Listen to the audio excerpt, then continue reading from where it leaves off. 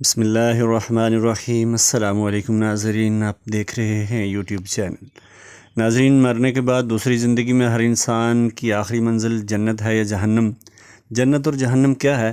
کم و بیش ہر مسلمان کے ذہن میں اتنا تصور تو موجود ہے کہ اللہ تعالیٰ ایمان لانے والوں اور نیک عمل کرنے والوں کو آخرت میں انعام و اکرام سے نوازیں گے اور وہ عیش و عشرت کی زندگی بسر کریں گے۔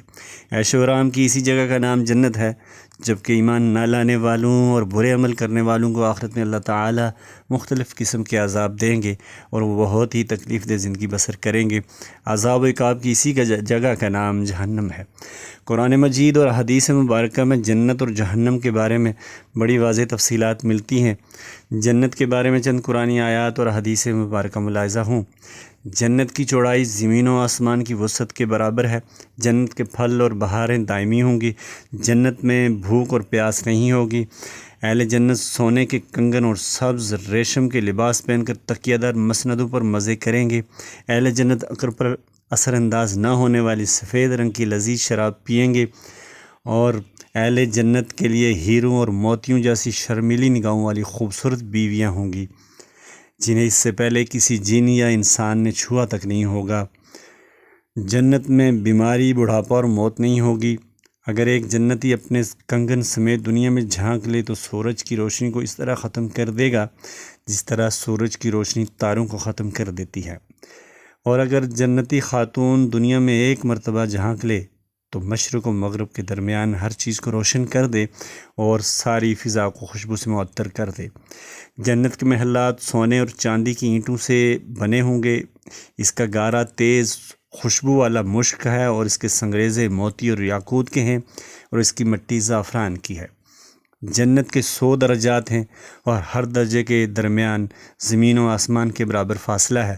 جنت کے پھلوں کا ایک خوشہ زمین و آسمان کی ساری مخلوق کے کھانے سے بھی ختم نہیں ہوگا۔ جنت میں ایک درخت کا سایہ اس قدر طویل ہوگا کہ اس کے سائے میں ایک گھوڑا 100 سال تک چلتا رہے تب بھی سایہ ختم نہیں ہوگا۔ جنت میں ایک کمان برابر جگہ ساری دنیا اور دنیا بھر کی تمام نعمتوں سے زیادہ قیمتی ہے۔ حوض کوثر پر سونے اور چاندی کے پیالے ہوں گے جن کی تعداد آسمان کے ستاروں کے برابر ہوگی۔ اب جہنمیوں کے بارے میں قرآن مجید کی چند آیات کا ترجمہ ملاحظہ فرمائیں۔ جہنمیوں کے لیے آگ کے لباس کاٹے جائیں گے، ان کے سروں پر کھولتا ہوا پانی ڈالا جائے گا جن سے ان کی کھالیں ہی نہیں بلکہ پیٹ کے اندر کے حصے تک گل جائیں گے۔ جہنمی کے لیے آگ کا اوڑھنا اور آگ کا بچھونا ہوگا۔ جہنمیوں کی گردنوں میں توق اور ہاتھوں میں زنجیریں اور پاؤں میں بیڑیاں پہنا کر آگ میں گھسیٹا جائے گا۔ جہنمیوں کو آگ کے پہاڑ صعود پر چڑھایا جائے گا۔ جہنمیوں کو پینے کے لیے زخموں سے بہنے والے خون اور پیپ کا میزہ دیا جائے گا۔ نیز غلیظ اور بدبودار کھولتا ہوا پانی دیا جائے گا جو منہ سے لگاتے ہی سارے چہرے کو بھون ڈالے گا۔ بدمزہ، بدبودار، کڑوا اور کانٹے دار تھور کا درخت جہنمیوں کو کھانے کے لیے دیا جائے گا۔ جہنم میں جہنمیوں کو مارنے کے لیے لوہے کے گرز ہوں گے۔ جہنمیوں کی مشکیں کس کر انتہائی تنگ و تاریک کوٹری میں ٹھونس دیا جائے گا جہاں وہ موت کی تمنا کریں گے لیکن موت نہیں آئے گی۔ جہنم کے بارے میں چند احادیث مبارکہ بھی ملاحظہ فرمائیں۔ جہنم میں اونٹوں کے برابر سانپ ہوں گے جن کے ایک مرتبہ کاٹنے سے جہنمی 40 سال تک زہر کا اثر محسوس کرے گا، اور بچھو خچروں کے برابر ہوں گے جن کے ایک مرتبہ کاٹنے سے جہنمی 40 سال تک زہر کا اثر محسوس کرتا رہے گا۔ جہنمی کا ایک دانت احد کے پہاڑ کے برابر ہوگا۔ جہنمی جہنم میں اس قدر آنسو بہائیں گے کہ ان میں کشتیاں چلائی جائیں گی تو کشتیاں بھی چل سکیں گی۔ جہنم میں کافر کے 2 کندھوں کا درمیانی فاصلہ تیز سوار کی 3 دن کی مسافت کے برابر ہوگا۔ جہنم کی کھال کی موٹائی 40 ہاتھ یعنی تقریباً 63 فٹ ہوگی۔ جہنمی کے بیٹھنے کی جگہ مکہ اور مکرمہ کے درمیان مسافت کے برابر تقریباً 400 کلومیٹر ہوگی۔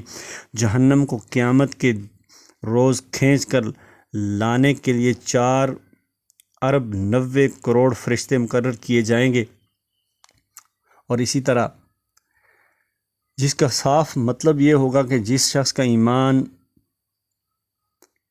جتنا مستحکم ہوگا جنت اور جہنم پر، اس کا یقین بھی اتنا ہی مستحکم ہوگا۔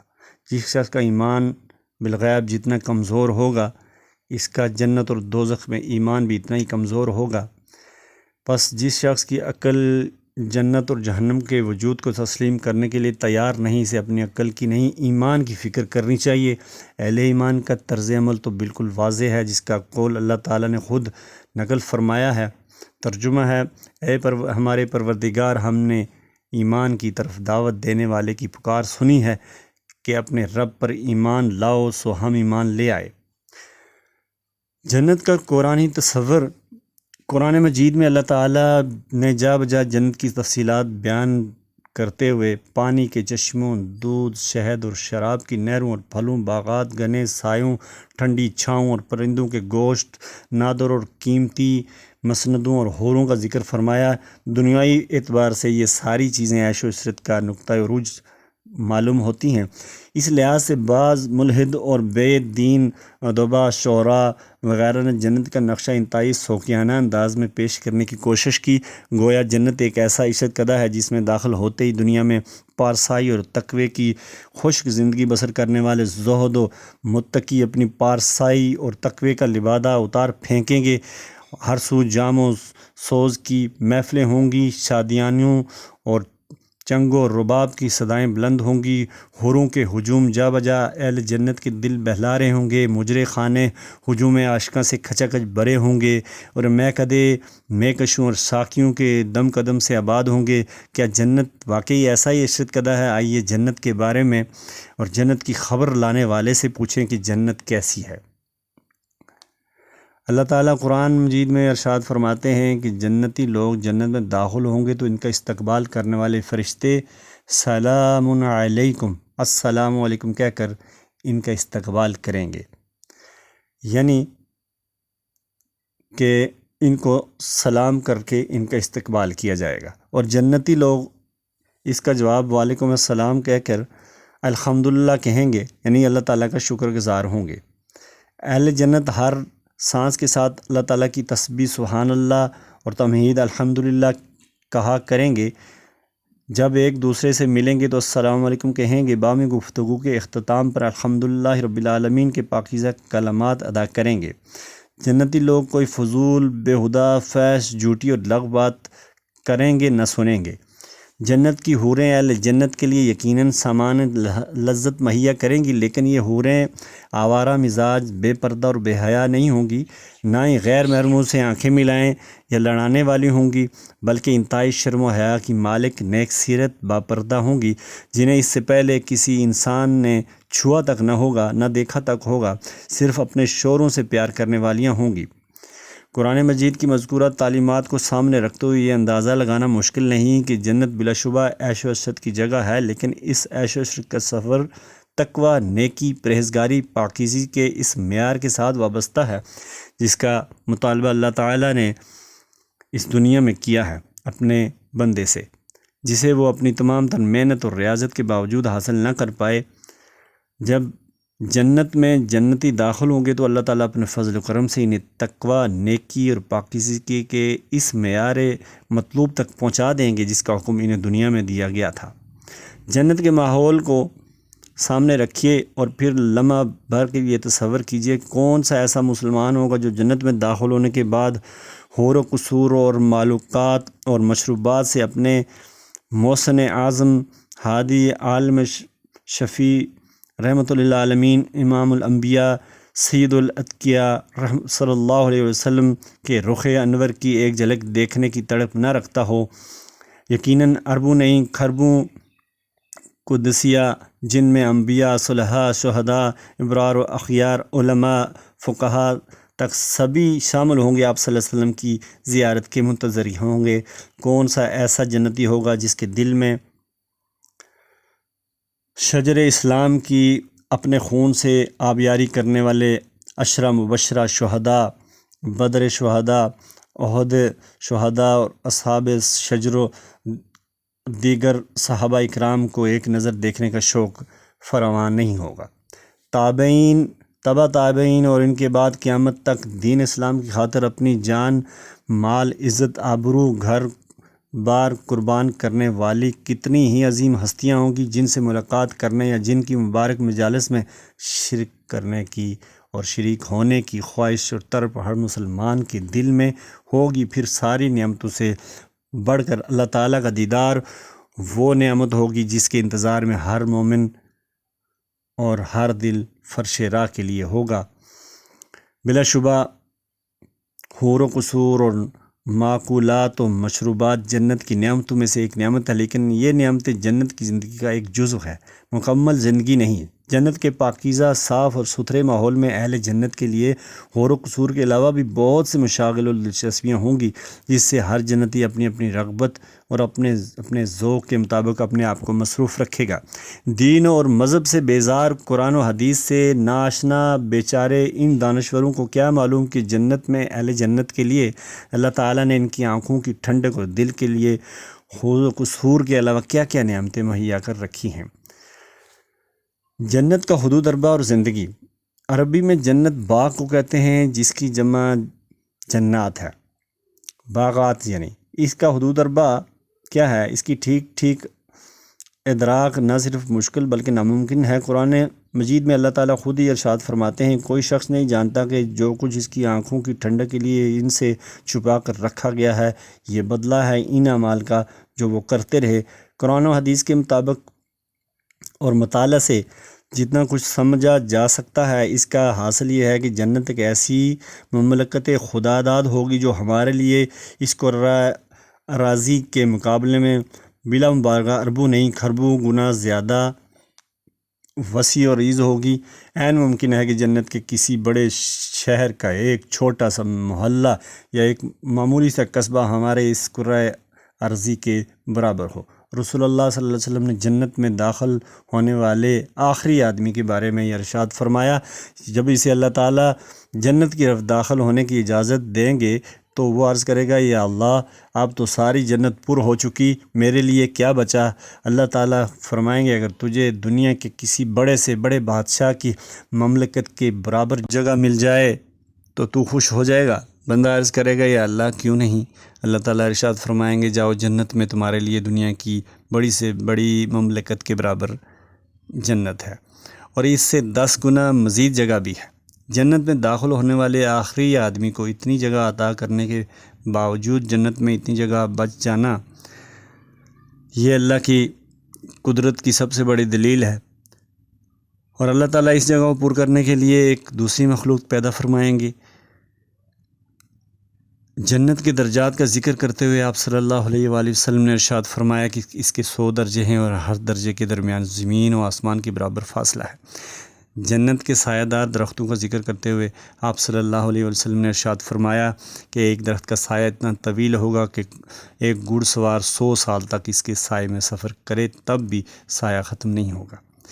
جنت میں انسان کیسی زندگی بسر کریں گے، اہل جنت کے اوصاف کیا ہوں گے، ان کے ذاتی اوصاف کیا ہوں گے، اہل جنت کی عائلی زندگی کیسی ہوگی، اہل جنت کا خورد و نوش اور رہن سہن کیسا ہوگا، اگرچہ اس بارے میں صحیح ادراک ممکن نہیں، تاہم جو چیزیں قرآن و حدیث میں بیان فرمائی گئی ہیں ان کی روشنی میں چند پہلوؤں کو ملاحظہ کیجیے۔ نمبر 1، ذاتی اوصاف۔ جنتیوں کے ذاتی اوصاف اس طرح کے ہوں گے کہ اہل جنت کے چہرے روشن ہوں گے، آنکھیں قدرتی طور پر سرمئی ہوں گی، سر کے بالوں کے علاوہ سارے جسم میں کوئی بال نہیں ہوگا، حتیٰ کہ داڑھی اور مونچھ کے بال بھی نہیں ہوں گے۔ عمریں 30 اور 35 سال کے درمیان ہوں گی۔ قد کم و بیش 90 فٹ کے برابر ہوگا۔ اہل جنت ہر قسم کی غلاظت سے پاک اور صاف ہوں گے، حتیٰ کہ تھوک اور ناک تک نہیں ہوگا۔ پسینہ آئے گا لیکن اس سے مشک کی خوشبو آئے گی۔ اہل جنت ہمیشہ صحت مند رہیں گے، نہ بیماری ہوگی، نہ بڑھاپا، نہ موت۔ جنتی خواتین کی صفات کا قرآن مجید میں بار بار ذکر کیا گیا، وہ یہ کہ جنتی عورتیں انتہائی باحیا اور شرمیلی ہوں گی، نگاہیں نیچی رکھنے والی ہوں گی، حسن و جمال میں لولو اور مرجان جیسے موتیوں سے بڑھ کر حسین و جمیل ہوں گی۔ ارشاد نبوی صلی اللہ علیہ وآلہ وسلم ہے کہ جنت کی عورت اگر لمحہ بھر کے لیے دنیا میں جھانک لے تو اس کا چہرہ مشرق و مغرب کے درمیان ہر چیز کو روشن کر دے گا۔ اور مشرق و مغرب کے درمیان ساری فضا کو خوشبو سے معطر کر دے گا۔ نمبر 2، آئلی زندگی۔ تو جنتیوں کی آئلی زندگی اس طرح کی ہوگی کہ جنت میں کوئی شخص بن بنایا بیاہا یعنی غیر شادی شدہ چھڑا نہیں ہوگا۔ ہر آدمی کی 2 بیویاں ہوں گی۔ یہ دونوں بیویاں جنت میں بنت آدم سے ہوں گی۔ دنیا کی ان عورتوں کو اللہ تعالیٰ جنت میں داخل ہونے سے پہلے دوبارہ پیدا فرمائیں گے اور اسی حسن و جمال سے نوازیں گے جو جنت میں پیدا ہونے والی عورتوں یعنی حوروں کا ہوگا۔ ان عورتوں کو نئی پیدائش کے بعد کسی انسان یا جن نے چھوا تک نہیں ہوگا۔ یہ عورتیں اپنے شوہروں کی ہم عمر ہوں گی، باحیا، شرمیلی، پردہ دار، نرم و نازک اور اپنے شوہروں سے ٹوٹ کر پیار کرنے والی ہوں گی۔ جنتی لوگ اپنے اپنے محلات کے اندر اپنی بیویوں کے ہمراہ گھنے اور ٹھنڈے سایوں میں بہتی نہروں کے کنارے سونے، چاندی اور موتیوں سے آراستہ مسندیں جمائے خوشگپیاں کریں گے۔ کھانے پینے کے لیے خواتین کو زحمت نہیں کرنی پڑے گی، بلکہ جو کچھ وہ چاہیں گے موتیوں کی طرح خوبصورت اور چاق و چوبند خدام فوراً حاضر کر دیں گے۔ ایک ہی خاندان کے قریبی عزیز و اقارب مثلاً والدین، دادا دادی، نانا نانی، بیٹا بیٹی، پوتا پوتی وغیرہ اگر درجات کے اعتبار سے ایک دوسرے سے فاصلے پر ہوں گے تو اللہ تعالیٰ اپنے فضل و کرم سے کم درجے والوں کو درجات عطا کر کر سب کو آپس میں ملا دیں گے۔ خورد و نوش۔ تو خورد و نوش جنت میں جنتوں کے لیے جنت میں داخل ہونے کے بعد سب سے پہلی ضیافت مچھلی کے جگر سے ہوگی۔ دوسری میزبانی بیل کے گوشت سے کی جائے گی۔ مشروبات میں سب سے پہلے سلسبیل نامی چشمے کا پانی پلایا جائے گا جس میں زنجبیل کی آمیزش ہوگی۔ ہر طرح کے لذیذ پھل جن میں سے انگور، انار، کھجور اور کیلے کا بطور خاص قرآن میں ذکر فرمایا گیا ہے عطا کیے جائیں گے۔ نیز ہر طرح کے خوشبو ذائقہ خوشبودار مشروبات جن میں سے دودھ، شہد، آب کوثر اور زنجبیل اور کافور کی آمیزش والا پانی خاص طور پر ذکر ہے۔ اہل جنت کی توازہ کے لیے سونے، چاندی اور شیشے کے برتنوں میں ان کو لوازمات پیش کیے جائیں گے۔ ماکولات اور مشروبات کا ذائقہ کبھی خراب نہیں ہوگا بلکہ ہر لمحہ تازہ بتازہ ہوگا۔ کھانے پینے سے ہر قسم کا بوجھل پل، کسل مندی، سر درد، نشہ کی کیفیت طاری نہیں ہوگی۔ جنتی کسی درخت سے خود پھل توڑ کر کھانے چاہیں گے تو پھل خود بخود ان کے پاس پہنچ جائے گا۔ کسی پرندے کا گوشت کھانا چاہیں گے تو آنن فانن تیار کر کے حاضر کر دیا جائے گا۔ جنت کی یہ ساری نعمتیں ابدی ہوں گی، ان میں کبھی کمی واقع نہیں ہوگی، نہ ہی کبھی ختم ہوں گی، نہ ہی ان کا تعلق کسی خاص موسم سے ہوگا۔ سب سے بڑھ کر کہ یہ نعمتیں حاصل کرنے کے لیے یعنی کہ ان کے حصول کے لیے کسی جنتی کو کسی سے اجازت لینے کی ضرورت نہیں پڑے گی۔ جو جنتی جب چاہے، جہاں چاہے، جیسے چاہے اپنی مرضی سے حاصل کر سکے گا۔ یہی مطلب ہے اللہ تعالیٰ کے اس ارشاد مبارک کا، مطلب ترجمہ یہی یعنی جنت کی نعمتوں کا سلسلہ تو منقطع ہونے والا نہیں ہے، نہ ہی ان سے کسی کو روکا جائے گا۔ اب بود و باش جنت میں ہر جوڑے کی ایک الگ اور وسیع اور عزیز مملکت ہوگی جس کے محلات کی تعمیر سونے چاندی کے اینٹوں اور اعلیٰ قسم کی مشک سے کی گئی ہوگی۔ محل کے سنگریزے موتی اور یاقوت کے ہوں گے اور اس کی مٹی زعفران ہوگی۔ ہر جنتی کو اپنے اپنے درجے کے مطابق وسیع اور عزیز باغات عنایت کیے جائیں گے۔ مقربین اللہ کے خصوص بندوں یعنی خاص بندوں کے دونوں باغ سونے کے ہوں گے جن میں ہر چیز سونے کی ہوگی۔ تمام سامان و آرائش سونے کا ہوگا۔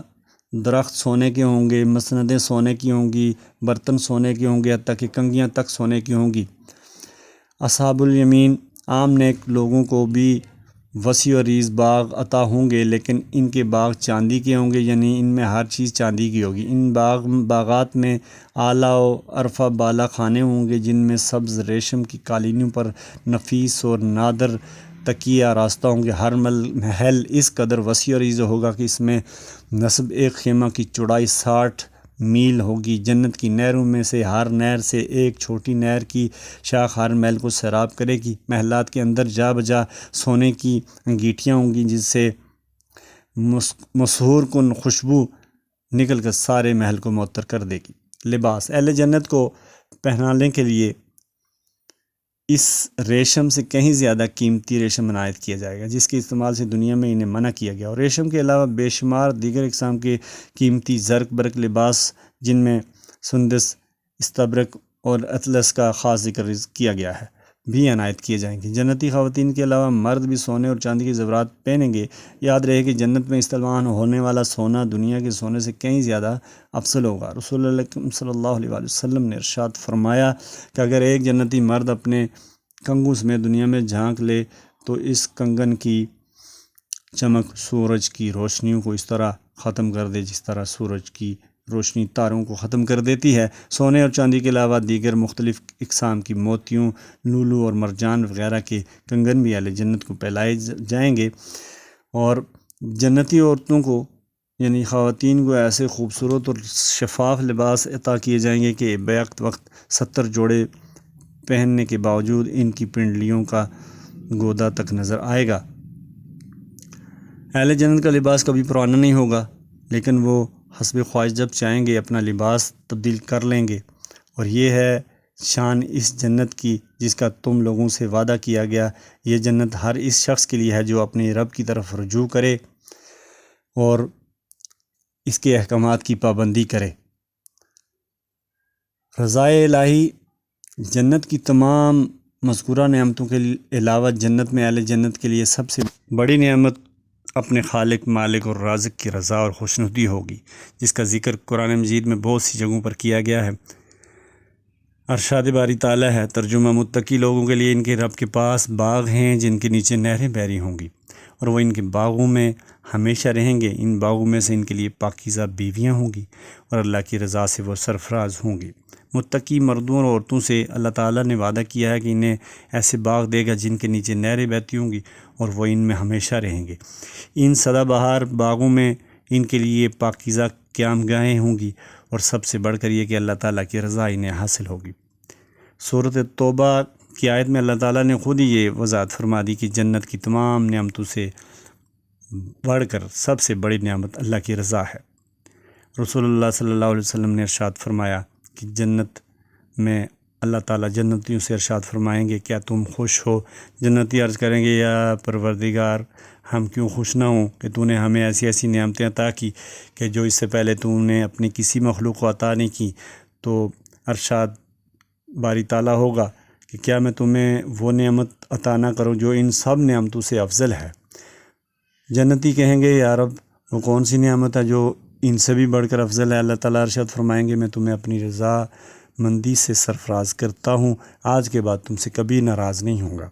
ان لوگوں کی خوش نصیبی کا کیا جنہیں اللہ تعالیٰ کی رضا حاصل ہوگی اور اللہ تعالیٰ کے غصے سے پناہ ملے گی، اور ان لوگوں کی بد نصیبی کا کیا ٹھکانہ جو اللہ تعالیٰ کی رضا سے محروم ہوں گے اور اللہ کے غضب کے مستحق ٹھہریں گے۔ اللہ تعالیٰ تمام مسلمانوں کو دنیا اور آخرت میں اپنے فضل و کرم سے، اپنی رضا سے اور خوشنودی سے سرفراز فرمائے اور اپنی ناراضگی سے پناہ میں رکھے، آمین۔ تو ناظرین، یہ تھی آج کی ویڈیو۔ امید ہے آپ کو ویڈیو پسند آئی ہوگی۔ اگلی ویڈیو تک کے لیے اجازت دیجیے، لیکن اس سے پہلے ایک ریکویسٹ آپ تمام حضرات سے کہ میری ویڈیو کو لائک کریں اور کمنٹ کریں، اس کے علاوہ میرے چینل کو سبسکرائب کریں اور بیل آئیکن کا بٹن ضرور دبائیے گا۔ دعاؤں میں یاد رکھیے گا۔ اگلی ویڈیو تک کے لیے اجازت دیجیے۔ اللہ نگہبان۔